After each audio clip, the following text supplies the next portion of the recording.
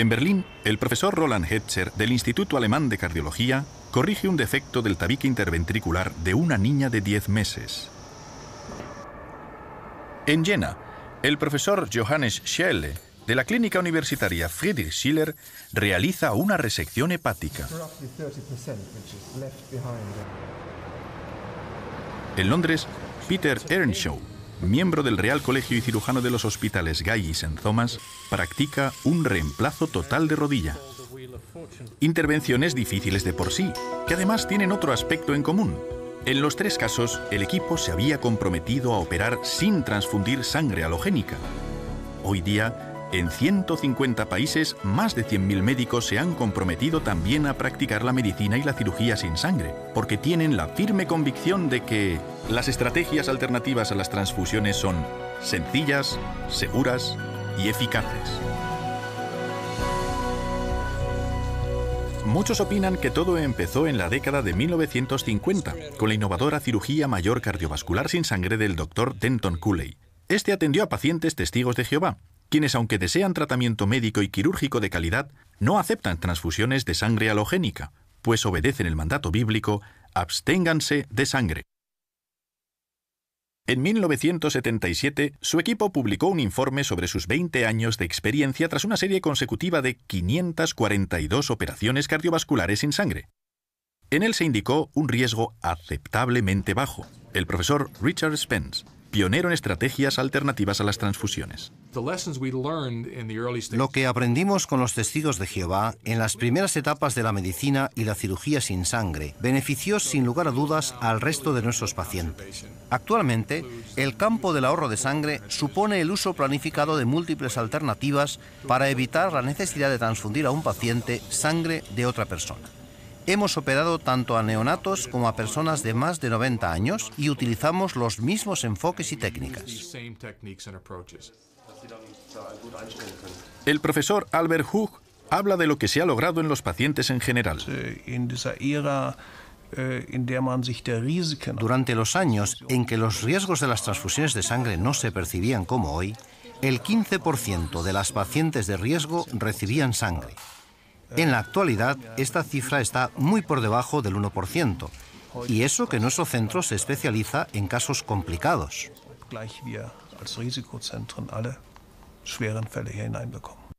Ya hemos reducido nuestro índice de transfusiones en las operaciones de reemplazo de rodilla y de revisión de reemplazo entre un 5 y un 8%.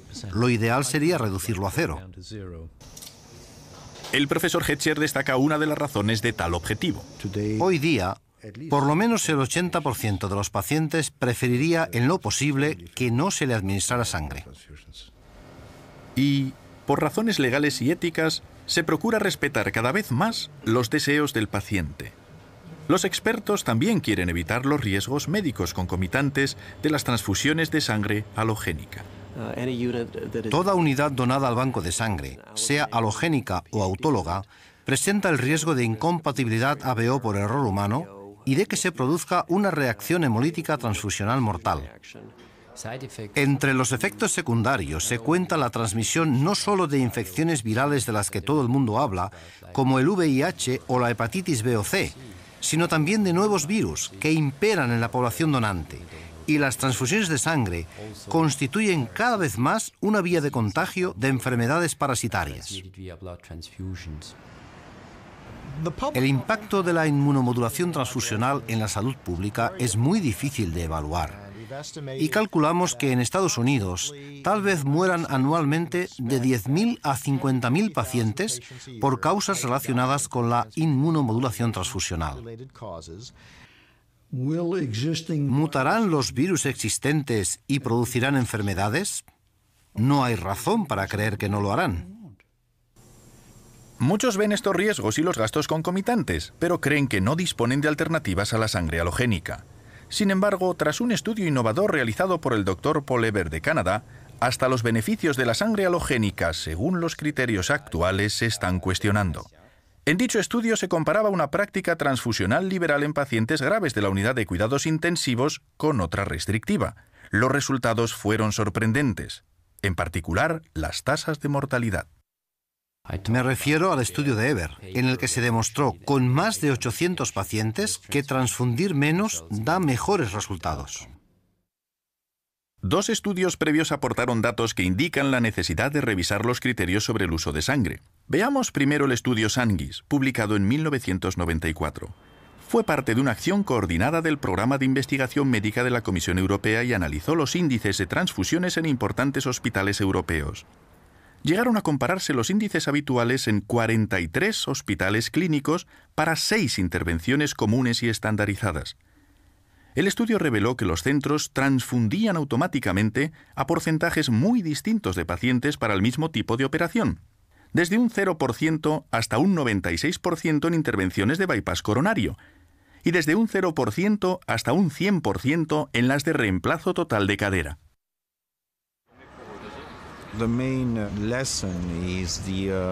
Lo que se destaca es la variabilidad de la práctica transfusional entre un centro y otro para la misma operación. En 1998 se publicó un estudio complementario en Bélgica. El estudio Biomed sobre transfusiones en el campo quirúrgico abarcó todo tipo de hospitales y encontramos exactamente la misma escala de variabilidad. Así que llegamos a la conclusión de que la variabilidad implica que muchos de los componentes sanguíneos que se transfunden se están administrando innecesariamente. Hay que destacar un aspecto positivo con relación a dos de los hospitales belgas que participaron en ambos estudios. Tras el estudio Sanguis, cambiaron su criterio transfusional. Habían logrado de algún modo reducir a una quinta parte, por lo menos, el uso de sangre en operaciones de cirugía mayor, como la de colectomía por cáncer. La estancia hospitalaria era más corta y no se produjo aumento alguno, ni en la morbilidad ni en la mortalidad. El profesor Philip van der Linden resume la conclusión a la que han llegado muchos especialistas a la luz de lo que se ha aprendido en los últimos años. En vista de que permite mejorar la atención al paciente y reducir el costo de la asistencia médica, el ahorro de sangre no es opcional, es imprescindible. Ahora bien, ¿en qué radica la eficacia de un programa de alternativas a las transfusiones? En que exista una labor de equipo, dicen los expertos. Francamente, tiene que haber colaboración. Ha de ser una labor de equipo y debe adaptarse al estado del paciente, así como al tipo de operación. Algunas técnicas son adecuadas para ciertos procedimientos y ciertos cirujanos, y no para otros. Las diversas técnicas alternativas a las transfusiones podrían dividirse en 3 principios básicos, 3 pilares. La planificación preoperatoria supone reconocer que el paciente no tiene suficientes eritrocitos endógenos para la operación planeada. Y esto no solo depende del hematócrito, sino además del volumen sanguíneo estimado del paciente, la pérdida de sangre prevista en operaciones de este tipo y también el umbral de transfusión que se considera razonable o tolerable para el paciente en cuestión. El primer pilar corresponde a una adecuada tolerancia a la anemia. Esto implica reconsiderar el criterio estándar sobre el tratamiento de la anemia. Hay quienes todavía consideran como umbral de transfusión para todo paciente un hematócrito del 30% o un nivel de hemoglobina de 10 gramos por decilitro, cifras que se remontan a un artículo de Adams y Landy publicado en 1942. Estoy totalmente convencido de que los mágicos 10 gramos no tienen razón de ser. Nuestra experiencia con los testigos de Jehová nos ha hecho ver que, en primer lugar, no necesitamos los niveles de hemoglobina que antes creíamos esenciales. No debería existir una regla rígida o un umbral de transfusión. En algunas operaciones se puede anestesiar al paciente, según el caso, con una hemoglobina de solo 2 o 3 gramos si es necesario. Todos los médicos con experiencia recalcan la importancia de mantener la normovolemia mediante la simple restitución del volumen sanguíneo.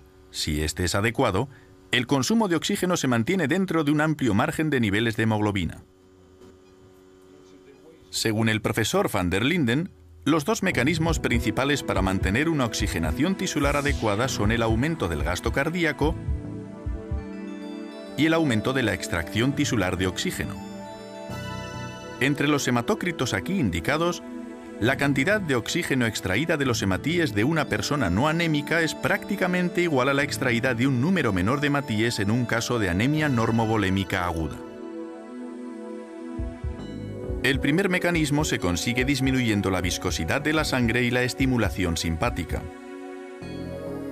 El segundo, redistribuyendo el flujo sanguíneo a zonas de gran demanda metabólica y mejorando la microcirculación.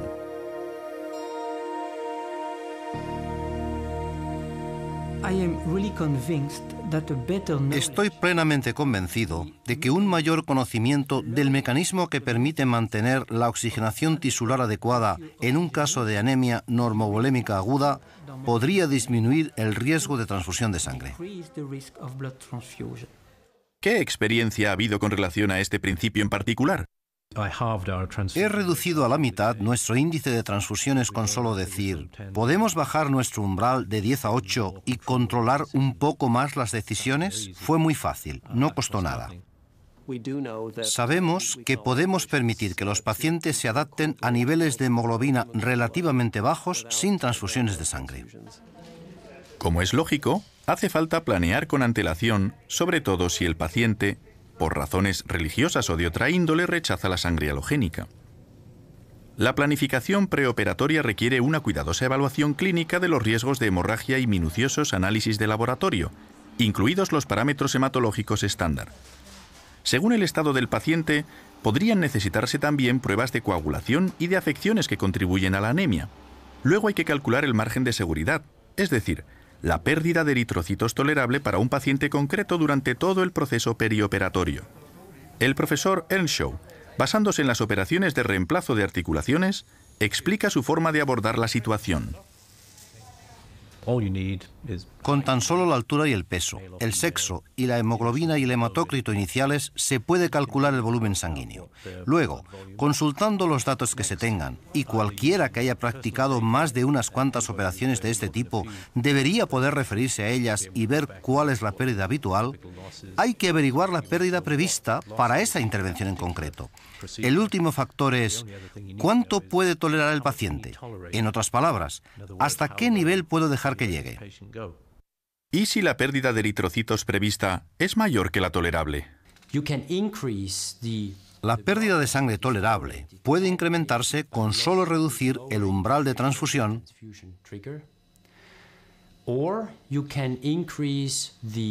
o bien aumentando el hematócrito inicial del paciente, de modo que su masa eritrocitaria al comienzo de la operación sea más elevada.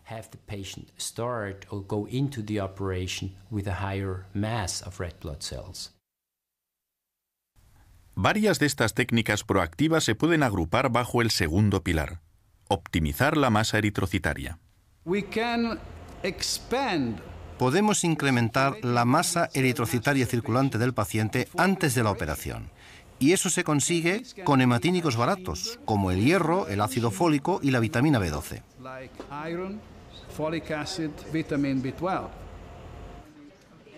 En ciertos casos puede utilizarse eritropoyetina recombinante, EPO, junto con hierro, para tratar la anemia o elevar el hematócrito preoperatorio hasta un nivel de entre 45 y 50%.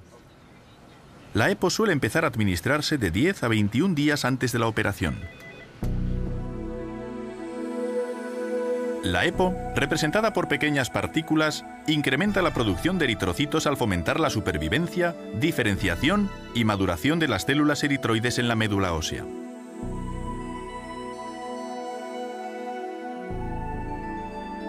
En la última etapa eritroblástica, los núcleos son eliminados. Finalmente, los eritrocitos son liberados en el torrente sanguíneo. Obsérvese cómo acelera la EPO la producción de eritrocitos. Con la eritropoyetina, además de incrementarse la masa eritrocitaria, suele ganarse una semana. Véase cómo el hematócrito sube relativamente más con la eritropoyetina, según cierto estudio. Y con la eritropoyetina podemos hacer que la hemoglobina circulante aumente 1 gramo por decilitro cada semana del tratamiento. El tratamiento con eritropoyetina humana recombinante también ha resultado eficaz como estrategia de ahorro de sangre, especialmente en intervenciones ortopédicas practicadas a pacientes anémicos. Y con ello me refiero a aquellos cuya hemoglobina inicial es inferior a 13 o cuyo hematócrito es inferior al 39%. Ahora utilizamos eritropoyetina en casos muy específicos, como por ejemplo, con los hijos de testigos de Jehová, a quienes empezamos a administrársela de 4 a 6 semanas antes de la operación. Se la damos 2 veces a la semana, a una dosis de 400 unidades por kilogramo. Si se combinan los dos principios, es decir, se aumenta el hematócrito preoperatorio y se disminuye el umbral de transfusión de sangre halogénica, es posible permitir que se produzca una pérdida de sangre aún mayor sin la necesidad de transfundir sangre halogénica. Y esta pérdida de sangre admisible puede reducirse aún más con algunas técnicas quirúrgicas y anestesiológicas. De modo que hasta procedimientos complejos como la cirugía espinal y las reintervenciones a corazón abierto se practican habitualmente con un margen de seguridad aún más amplio, ofrecido por el tercer pilar de un protocolo alternativo a las transfusiones, que supone minimizar la hemorragia o recuperar la sangre perdida. Veamos algunas técnicas intraoperatorias eficaces. El posicionamiento del paciente es una técnica sencilla y eficaz para reducir la hemorragia. La presión venosa local cambia según la posición del campo operatorio con relación al corazón, y existe una correlación directa entre la reducción de presión y el ahorro de sangre. El posicionamiento adecuado del paciente es muy importante en la cirugía ortopédica y particularmente en la cirugía espinal. Al ejercerse presión en el abdomen y por tanto en las venas paravertebrales, aumenta la pérdida de sangre. Con el soporte adecuado para evitar la compresión abdominal, la pérdida disminuye. Para reducir la presión venosa en algunas intervenciones, también existe la opción de utilizar anestesia regional en lugar de general, como se muestra aquí antes de una cesárea. Otra técnica es la de mantener la normotermia, especialmente durante operaciones largas. Si la temperatura del paciente desciende 1 o 2 grados, se observa que las plaquetas y los factores de coagulación no desempeñan bien su función, por lo que es esencial mantener a los pacientes normotérmicos. La normotermia es vital, por eso mantenemos la temperatura de nuestro quirófano a 27 grados en las operaciones de cirugía mayor, lo que a veces resulta incómodo para los cirujanos y hasta para el anestesiólogo, pero es muy bueno para el paciente. El cuerpo del paciente se puede calentar de modo más directo con un traje térmico o mantas térmicas. Incluso existen máquinas sencillas para calentar los fluidos antes de su infusión. Luego está la hemodilución. Los principios de la hemodilución, en lo que se refiere a la reducción de la pérdida de sangre, son bastante sencillos. Si se extrae sangre al paciente inmediatamente antes o después de la anestesia y se reemplaza con fluidos acelulares, entonces cuando el paciente sangre durante la operación, la pérdida de hematíes será menor. Por cada 100 mililitros de sangre completa perdida en el caso de un paciente con un hematócrito del 27%, se perderán 27 mililitros de hematíes, en lugar de los 45 que se hubieran perdido de haber comenzado con un hematócrito del 45%. Además, la hemodilución es un procedimiento aceptado por bastantes testigos de Jehová. La hemodilución es, desde luego, económica, pero no solo eso. También es beneficiosa para el paciente, pues mejora la reología de la sangre, como lo demuestran muchos estudios. Otra técnica alternativa a las transfusiones en ciertas operaciones es la de inducir hipotensión para disminuir la presión arterial media intraoperatoria. Normalmente se utiliza un fármaco que reduce la resistencia vascular sistémica. Con esta técnica se suele evitar hasta el 50% de la pérdida de sangre. Los anestesiólogos recomiendan cautela al combinar la hipotensión con la hemodilución porque la hipotensión puede afectar la redistribución normal del flujo sanguíneo. Un aspecto decisivo que requiere habilidad y paciencia es la meticulosidad en la hemostasia y la técnica quirúrgica. Enseño a los internos a hacer una ligera incisión, abrirla y cauterizar todos los vasos. La técnica básica para controlar el sangrado consiste en ligar los vasos, todos ellos, hasta digamos los de 1 milímetro de diámetro. Si sigue habiendo algo de sangrado, hay técnicas de coagulación, la mejor de las cuales en este momento es la del coagulador de rayo argón. Lo usamos habitualmente en los trasplantes hepáticos. Los agentes hemostáticos también son de ayuda. Hay 2 tipos de agentes. Los generales, que se administran por vía intravenosa, como el ácido tranexámico o la aprotinina. Y los cirujanos también tienen la posibilidad de utilizar colas tópicas para controlar mejor el sangrado en el campo operatorio.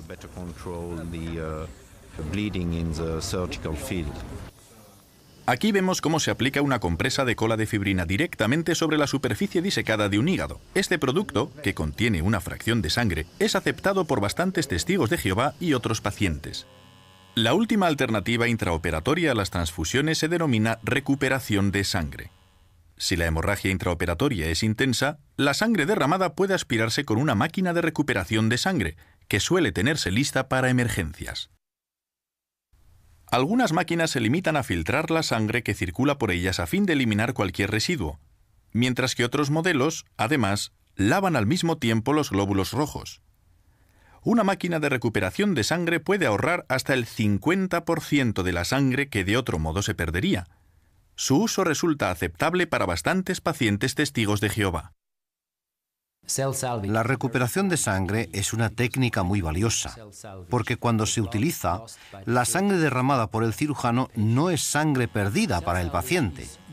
Suele recurrirse a ella cuando se prevé una pérdida de sangre de más de 1 litro en el caso de un paciente adulto. La recuperación perioperatoria de sangre es una técnica muy útil para el ahorro de sangre, pues resulta muy fácil de integrar en la mayoría de las operaciones cardiovasculares, ortopédicas, ginecológicas y demás. De modo que tiene amplias aplicaciones en la cirugía.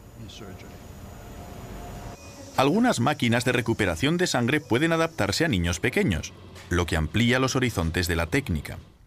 También hay modelos sencillos que suelen ser muy útiles en el postoperatorio.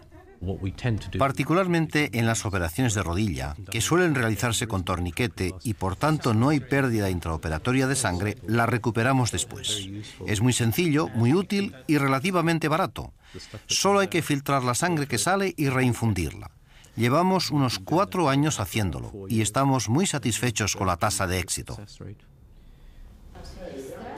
Otro factor importante para minimizar la pérdida de sangre es la toma de micromuestras para los análisis necesarios.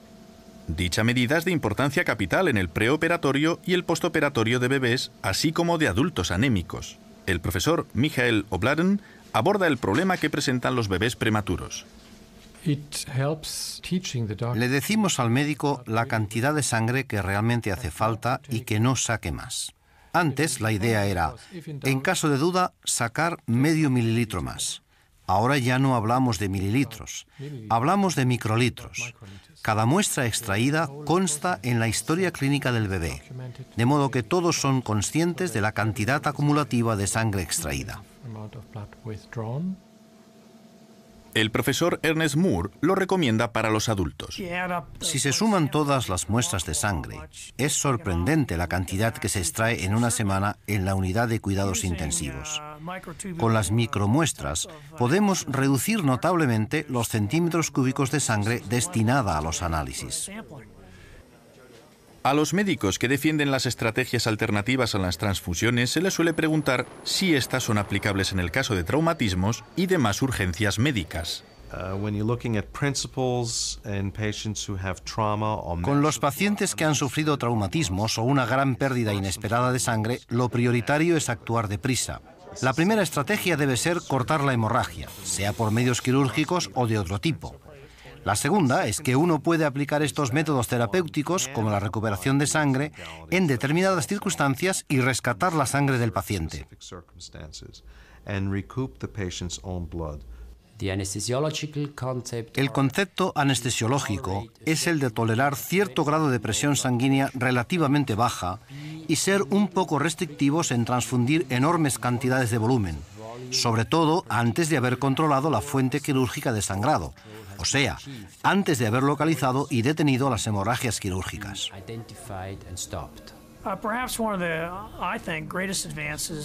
Tal vez uno de los, creo yo, mayores adelantos en el ahorro de sangre y en los traumatismos ha sido el concepto de lo que denominamos cirugía de control de daños. Es decir, si cuando abrimos el abdomen o el pecho del paciente notamos que no coagula, atendemos los principales vasos sangrantes. Luego controlamos la superficie con compresas y cerramos temporalmente al paciente para que lo lleven a la unidad de cuidados intensivos, donde se continúa con su reanimación y se centra la atención en revertir los efectos adversos que tienen en la coagulación factores como la hipotermia.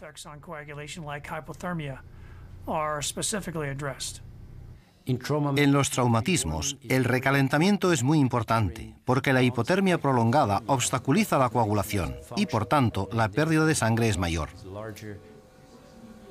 El profesor Moore resume otras medidas eficaces.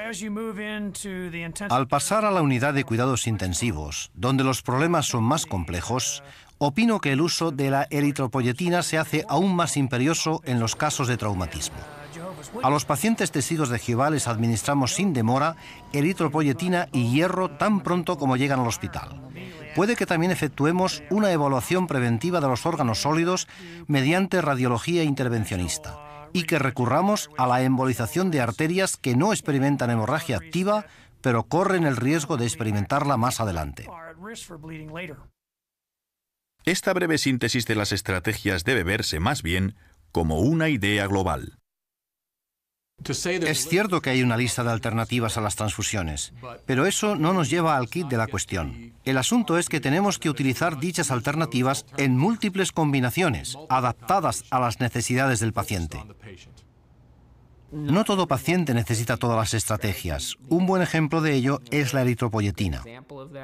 El Dr. Todd Rosengart ha publicado 2 importantes estudios sobre múltiples métodos de ahorro de sangre en operaciones de bypass coronario realizadas sin transfusiones de sangre halogénica. En un estudio con 50 pacientes testigos de Jehová y 100 de la población general, vimos que con nuestra estrategia de ahorro de sangre, la estancia hospitalaria era más corta y el costo inferior. Todo muestra que la medicina avanza a pasos agigantados en este nuevo milenio. Mientras tanto, creo que todos los médicos deberían interesarse por las estrategias de ahorro de sangre, pues hay pruebas de peso de que con ellas se puede reducir la morbilidad y la mortalidad, y también el costo. Cuanta menos sangre se transfunda en un programa quirúrgico dado, mayor es su calidad. Opino que la transfusión más segura es la que no se administra. Y el ahorro de sangre es un método muy sencillo. Evita complicaciones, resulta menos costoso y ofrece mejores perspectivas al paciente. Hay medidas muy sencillas y baratas que ayudarían a la mayoría y que se pueden adoptar hasta en el hospital más pequeño. Las alternativas a las transfusiones son seguras. No las utilizo únicamente con el paciente testigo de Jehová, sino con todo paciente que viene a mí. Las alternativas a las transfusiones son técnicas médicas buenas, bien fundadas y seguras para nuestros pacientes.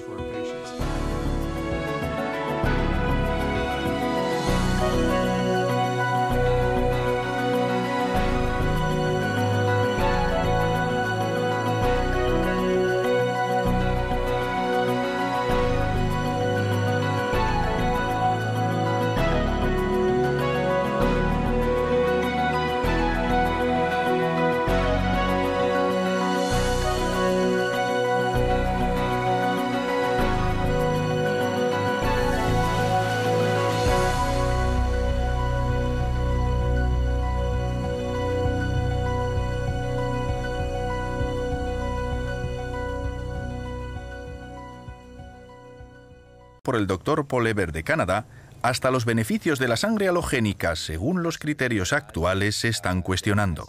En dicho estudio se comparaba una práctica transfusional liberal en pacientes graves de la unidad de cuidados intensivos con otra restrictiva.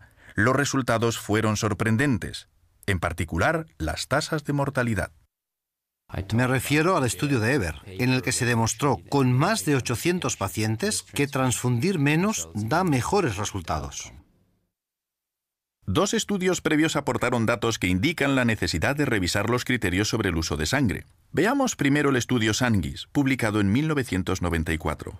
Fue parte de una acción coordinada del Programa de Investigación Médica de la Comisión Europea y analizó los índices de transfusiones en importantes hospitales europeos.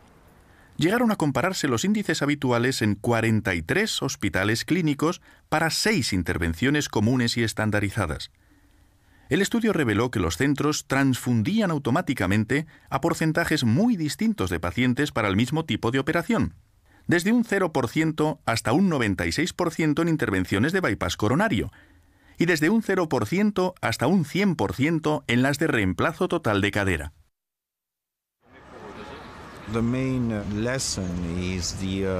Lo que se destaca es la variabilidad de la práctica transfusional entre un centro y otro para la misma operación.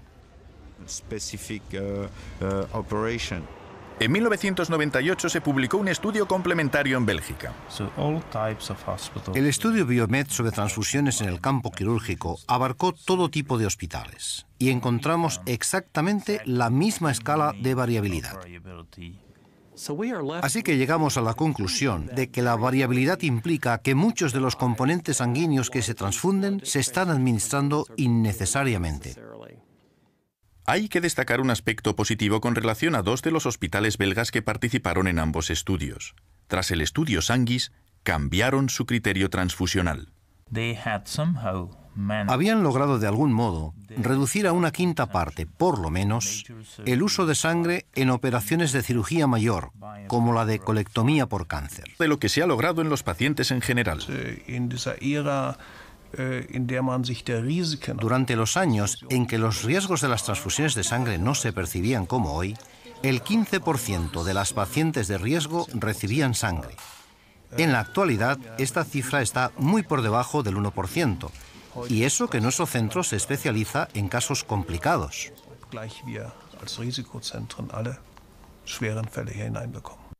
Ya hemos reducido nuestro índice de transfusiones en las operaciones de reemplazo de rodilla y de revisión de reemplazo entre un 5 y un 8%. Lo ideal sería reducirlo a 0. El profesor Hetcher destaca una de las razones de tal objetivo. Hoy día, por lo menos el 80% de los pacientes preferiría en lo posible que no se le administrara sangre. Y, por razones legales y éticas, se procura respetar cada vez más los deseos del paciente.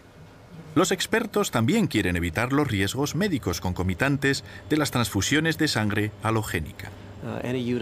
Toda unidad donada al banco de sangre, sea halogénica o autóloga, presenta el riesgo de incompatibilidad ABO por error humano y de que se produzca una reacción hemolítica transfusional mortal. Entre los efectos secundarios se cuenta la transmisión no solo de infecciones virales de las que todo el mundo habla, como el VIH o la hepatitis B o C, sino también de nuevos virus que imperan en la población donante. Y las transfusiones de sangre constituyen cada vez más una vía de contagio de enfermedades parasitarias. El impacto de la inmunomodulación transfusional en la salud pública es muy difícil de evaluar. Y calculamos que en Estados Unidos tal vez mueran anualmente de 10.000 a 50.000 pacientes por causas relacionadas con la inmunomodulación transfusional. ¿Mutarán los virus existentes y producirán enfermedades? No hay razón para creer que no lo harán. Muchos ven estos riesgos y los gastos concomitantes, pero creen que no disponen de alternativas a la sangre halogénica. Sin embargo, tras un estudio innovador realizado... En primer lugar, no necesitamos los niveles de hemoglobina que antes creíamos esenciales. No debería existir una regla rígida o un umbral de transfusión. En algunas operaciones se puede anestesiar al paciente, según el caso, con una hemoglobina de solo 2 o 3 gramos si es necesario. Todos los médicos con experiencia recalcan la importancia de mantener la normovolemia mediante la simple restitución del volumen sanguíneo. Si este es adecuado, el consumo de oxígeno se mantiene dentro de un amplio margen de niveles de hemoglobina. Según el profesor van der Linden, Los dos mecanismos principales para mantener una oxigenación tisular adecuada son el aumento del gasto cardíaco y el aumento de la extracción tisular de oxígeno. Entre los hematócritos aquí indicados, la cantidad de oxígeno extraída de los hematíes de una persona no anémica es prácticamente igual a la extraída de un número menor de hematíes en un caso de anemia normovolémica aguda. El primer mecanismo se consigue disminuyendo la viscosidad de la sangre y la estimulación simpática. El segundo, redistribuyendo el flujo sanguíneo a zonas de gran demanda metabólica y mejorando la microcirculación.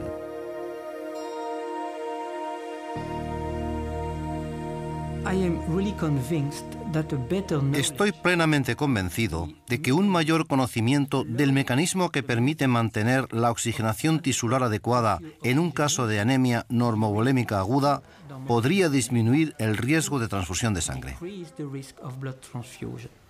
¿Qué experiencia ha habido con relación a este principio en particular? He reducido a la mitad nuestro índice de transfusiones con solo decir, ¿podemos bajar nuestro umbral de 10 a 8 y controlar un poco más las decisiones? Fue muy fácil, no costó nada. Sabemos que podemos permitir que los pacientes se adapten a niveles de hemoglobina relativamente bajos sin transfusiones de sangre. Como es lógico, hace falta planear con antelación, sobre todo si el paciente, por razones religiosas o de otra índole, rechaza la sangre halogénica. La planificación preoperatoria requiere una cuidado. En Berlín, el profesor Roland Hetzer, del Instituto Alemán de Cardiología, corrige un defecto del tabique interventricular de una niña de 10 meses. En Jena, el profesor Johannes Scheele, de la clínica universitaria Friedrich Schiller, realiza una resección hepática. En Londres, Peter Earnshaw, miembro del Real Colegio y Cirujano de los Hospitales Guy's y St Thomas, practica un reemplazo total de rodilla. Intervenciones difíciles de por sí, que además tienen otro aspecto en común. En los tres casos, el equipo se había comprometido a operar sin transfundir sangre halogénica. Hoy día, en 150 países, más de 100.000 médicos se han comprometido también a practicar la medicina y la cirugía sin sangre, porque tienen la firme convicción de que las estrategias alternativas a las transfusiones son sencillas, seguras y eficaces. Muchos opinan que todo empezó en la década de 1950, con la innovadora cirugía mayor cardiovascular sin sangre del Dr. Denton Cooley. Este atendió a pacientes testigos de Jehová, quienes, aunque desean tratamiento médico y quirúrgico de calidad, no aceptan transfusiones de sangre halogénica, pues obedecen el mandato bíblico: absténganse de sangre. En 1977, su equipo publicó un informe sobre sus 20 años de experiencia tras una serie consecutiva de 542 operaciones cardiovasculares sin sangre. En él se indicó un riesgo aceptablemente bajo. El profesor Richard Spence, pionero en estrategias alternativas a las transfusiones. Lo que aprendimos con los testigos de Jehová en las primeras etapas de la medicina y la cirugía sin sangre benefició sin lugar a dudas al resto de nuestros pacientes. Actualmente, el campo del ahorro de sangre supone el uso planificado de múltiples alternativas para evitar la necesidad de transfundir a un paciente sangre de otra persona.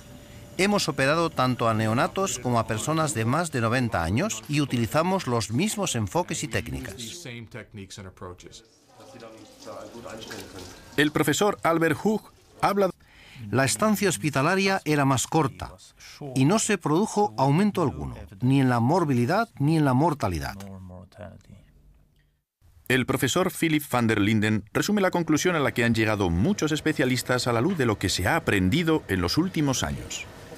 En vista de que permite mejorar la atención al paciente y reducir el costo de la asistencia médica, el ahorro de sangre no es opcional, es imprescindible. Ahora bien, ¿en qué radica la eficacia de un programa de alternativas a las transfusiones? En que exista una labor de equipo, dicen los expertos. Francamente, tiene que haber colaboración. Ha de ser una labor de equipo y debe adaptarse al estado del paciente, así como al tipo de operación. Algunas técnicas son adecuadas para ciertos procedimientos y ciertos cirujanos, y no para otros. Las diversas técnicas alternativas a las transfusiones podrían dividirse en 3 principios básicos, 3 pilares. La planificación preoperatoria supone reconocer que el paciente no tiene suficientes eritrocitos endógenos para la operación planeada. Y esto no solo depende del hematócrito, sino además del volumen sanguíneo estimado del paciente, la pérdida de sangre prevista en operaciones de este tipo y también el umbral de transfusión que se considera razonable o tolerable para el paciente en cuestión. El primer pilar corresponde a una adecuada tolerancia a la anemia. Esto implica reconsiderar el criterio estándar sobre el tratamiento de la anemia.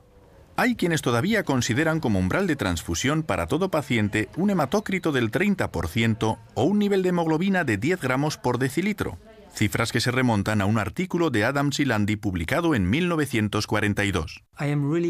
Estoy totalmente convencido de que los mágicos 10 gramos no tienen razón de ser.